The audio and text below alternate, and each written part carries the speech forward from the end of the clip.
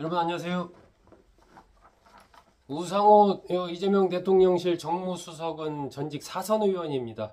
사실 전직 사선 의원이 비서실장도 아니고 정무수석을 맡는다라는 것은 전에 없던 일이죠. 더군다나 비서실장이 삼선 의원을 지낸 강원식 전 의원이기 때문에 사선 의원이 그 밑에 정무수석을 맡는다라는 것은 뭐 여러 가지로 쉽게 볼 수 있는 그런 상황은 아닙니다. 우상호 정무수석의 등장은 그런 측면에서 우상호 전 의원이 이런 것을 받아들일 정도로 좀 유연하고 나름대로 본인의 역할을 할 수 있다라는 측면에서 정무수석을 수락한 것 아닌가 하는 생각이 듭니다. 이재명 대통령으로서는 어쨌든 사선 의원을 지낸 우상호 전 의원처럼 유연하고 좀 합리적이라는 중도적이라는 평가를 받는 인물이 정무수석을 맡아준 것, 이것이 좀 안정감을 주는 부분에서 큰 어떤 좀 힘을 받지 않을까, 이런 생각도 듭니다. 자, 오늘은 우상호 정무수석을 계기로 해서 우상호는 어떤 인물인가 한번 좀 알아보려고 합니다. 우상호 정무수석 1962년 12월생입니다. 강원도 철원 동성읍 오덕리에서 태어났고요.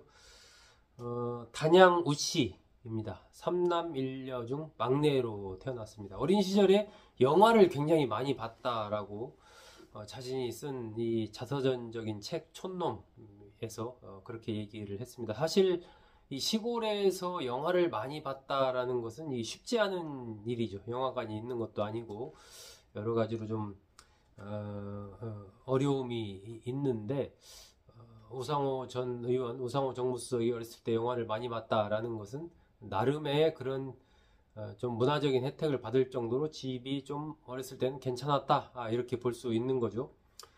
어머니가 면사무소 공무원으로 근무를 했는데 영화를 무료로 볼 수 있는 패스 같은 것을 아마 지급을 해줬던 모양입니다. 그걸 가지고 철원 동송 읍내에서 그런 영화를 좀 봤다라고 얘기를 합니다.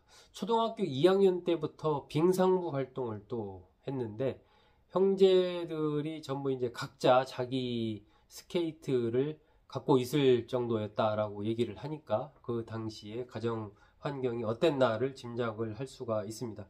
동성초등학교 6학년 때 종암동, 서울 종암동에 있는 숭례초등학교로 전학을 합니다. 그리고 광원중학교, 용문고등학교, 그리고 연세대 국문과 81학번으로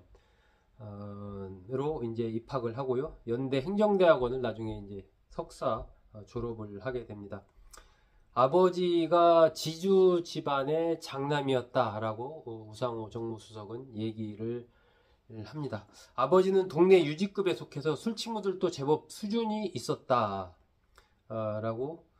얘기를 합니다. 인물도 좋으셨고 공부도 많이 한 부잣집 아들이었지만 실패한 인생이었다라고 아버지에 대해서 그렇게 평가를 합니다.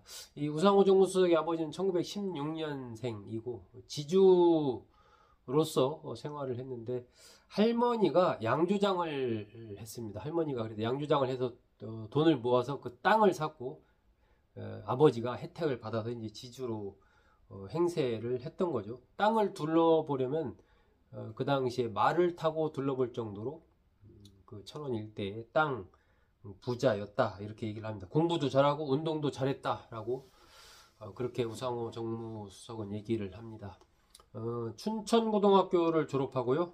아버지가 동경제국대학의 체육학과로 유학을 다녀왔습니다. 마라톤이 특기였다고 그래요. 그래서 손기정 선수, 송기정 선생님이랑 같이 마라톤을 뛰었을 정도로 마라톤에 대해 일가견이 있었는데 집이 이제 잘 살다 보니까 운동이냐 공부냐 둘 중에서 공부하는 쪽을 택해서 동경으로 이제 유학을 갔던 거죠. 거기서 일본 여인을 만나서 같이 귀국을 해서 살게 됩니다. 해방 이후에 이 북한 땅이 되잖아요, 철원이. 그러면서 땅을 노동당에 헌납을 합니다. 그리고 한국전쟁이 발생했을 때 1.4.5태 때 호롤 단신으로 부산으로 월남을 합니다. 같이 살던 여인 등을 그냥 북에 두고 혼자 월남을 한 거죠. 그리고 나서 이제 나중에 서울에서 중매로 만난 여인과 또 결혼을 하게 되는데 이 여인이 우상호 정무수석의 어머니였습니다. 입니다. 이 우상호 정무수석의 어머니는 보건소에서 가족계획 담당 이런 걸로 일하다가 나중에는 이제 동성면의 면사무소 공무원이 되죠. 아버지는 혼자 월남했다는 이러한 어떤 자책감 그리고 여러 가지 그런 것에 이제 시달리면서 술로 세월을 좀 많이 보내게 되고 그 과정에서 땅도 팔고 하면서 이제 생계는 모친이 주로 이어가는 이제 그런 상황이 됩니다. 그래서 우상호 정무수석이 연세대 국문과에 입학했을 때 그 입학금, 등록금 이런 것들을 친척들이 모아서 주게 되죠. 그래서 이제 친척들 도움으로 연세대에 입학을 하게 됩니다. 그러니까 아버지가 잘 사는 지주의 아들이었지만 이래저래 해서 이제 다 팔아먹고 또 술로 나를 지새고 뭐 이런 삶을 살기 때문에 우상호 정무수석이 아버지의 인생은 실패한 인생이었다 이렇게 이제 평가를 하는 거죠. 연세대에 들어오고 나서 연세문학회에 가입을 합니다. 그러면서 5월 문학상 시 부문 수상을 하기도 하고 86년에는 윤동주 문학상을 수상을 하고 이렇게 이제 글, 시 이런 쪽에 이제 재주를 보이는 거죠. 그래서 뭐 우상호 정무수석 한때 이제 기영도 시인처럼 그러한 어떤 걸 꿈꿨는데 또 흐름이 그렇게 가지를 않습니다. 83년에 육군 34단에 입대해서 박격포병으로 근무를 합니다. 그리고 85년에 군대에서 제대한 이후에 철골 조립회사 이런 데서 몇 달간 근무를 하면서 이제 노동을 체험을 합니다. 그때는 뭐 이제 돈이 아쉬우니까 당장 돈을 벌기 위해서 일을 했던 건데 그 과정에서 노동자들의 삶이라든지 이런 것에 새로운 인식을 하게 되죠. 85년도에 이제 복학을 합니다. 그리고 우상호 정무수석이 좀 독특한 것이 보통은 이제 학생운동 같은 걸 하다가도 복학하게 되면은 공부해서 취직하고 이런 과정을 밟는데 우 정무수석 같은 경우는 군대 가기 전까지는 학생운동 이런 것에 몸담진 않았다가 복학하고 나서 오히려 이제 학생운동에 그때부터 몸을 담게 됩니다. 당시 국문과 학생회장이 이제 오연호, 현재 오마이뉴스 대표로 있는 오연호 씨였는데 여기를 통해서 학생운동 쪽에 연결이 되게 되고 그 친구인 인권운동가 박내군 씨 영향도 받고 이러면서 이제 학생운동에 뛰어들게 됩니다. 그래서 언더서클에서 이제 공부를 하게 되고 그러는데 84 국문과 강타라는 가명으로 해서 81학번이었음에도 84학번으로 이제 속이고 같이 이제 사회과학 학습 이런 것들을 하게 되죠. 그 87년 6월 항쟁 때 연세대 총학생장을 맡아서 6월 항쟁을 이끌게 됩니다. 이때 후배인 이한열 열사가 이제 체류탄에 맞아서 세상을 떠나게 되죠. 이것이 이제 우상호 정무수석의 또 상당한 심적인 어떤 부담으로 그렇게 남게 됩니다. 그래서 87년 8월 21일 이한열 열사 49제가 끝나는 날 이제 경찰에 연행이 돼서 국가모독죄로 구속이 되게 되죠. 그래서 서대문 형무소, 지금은 이제 과천으로 옮겼지만 그 당시만 해도 서대문 형무소가 있었습니다. 거기 12사동, 지금 이 서대문 형무소 역사관으로 남아있는 그 건물이 12사 건물입니다. 거기에서 우상호 정무수석이 수용 생활을 했습니다. 그러다가 이제 그 정치권에 뛰어들게 되는데 그 전에 이제 총학생회장을 맡아서 조금 변화를 주게 돼요. 그 전에는 주로 이제 막 돌, 화염병 던지는 이 폭력에는 폭력으로 맞선다 뭐 이런 개념이었는데 총학생회장을 맡으면서 이제 문화제 이런 것을 도입해서 조금 많은 학생들이 참여할 수 있는 그러한 틀로의 학생운동의 변화를 이끌게 되고 이것이 이제 87년 6월 항쟁으로 또 연결되는 이제 그런 과정을 밟게 됩니다. 2000년 16대 총선 때 서대문 갑으로 출마를 합니다. 그때 이제 같이 연세대 학도국단장을 지낸 이성원 전 의원에게 패배를 하게 되죠. 아마 이때부터 우상호, 이성원 두 사람이 맞붙는 일이 뭐 굉장히 5번인가 6번인가 서로 이제 계속 맞수로서 맞붙게 되죠. 패배하고 승리하고 패배하고 뭐 이런 일이 이제 반복이 되게 됩니다.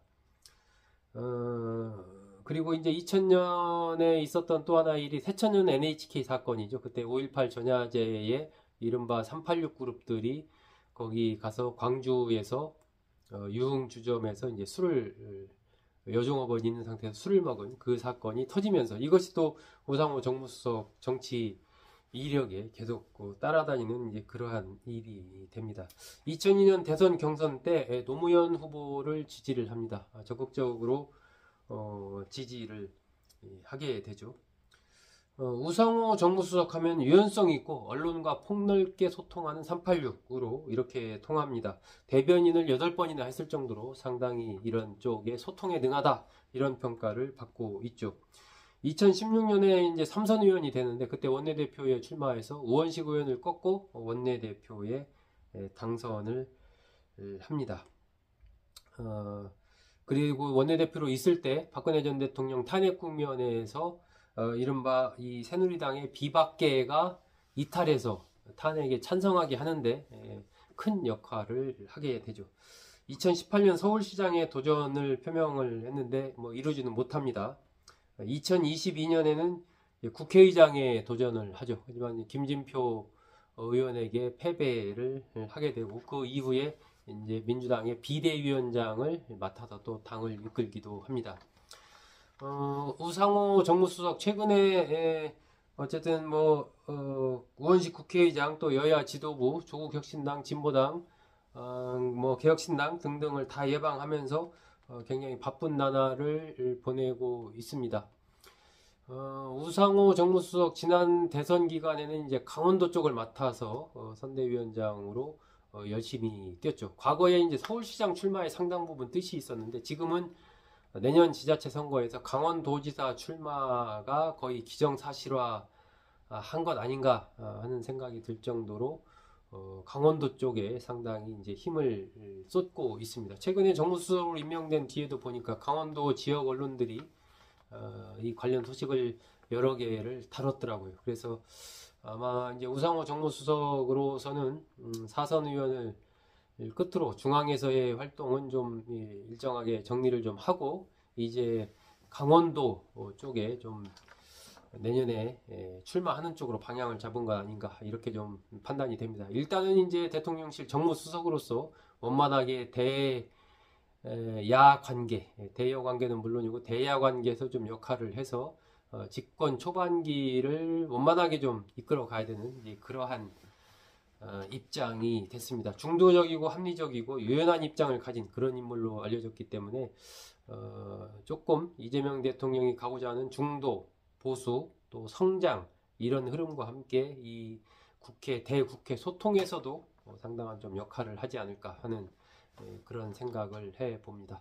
네, 오늘은 우상호 정무수석은 어떤 인물인가 알아봤습니다. 여러분 고맙습니다.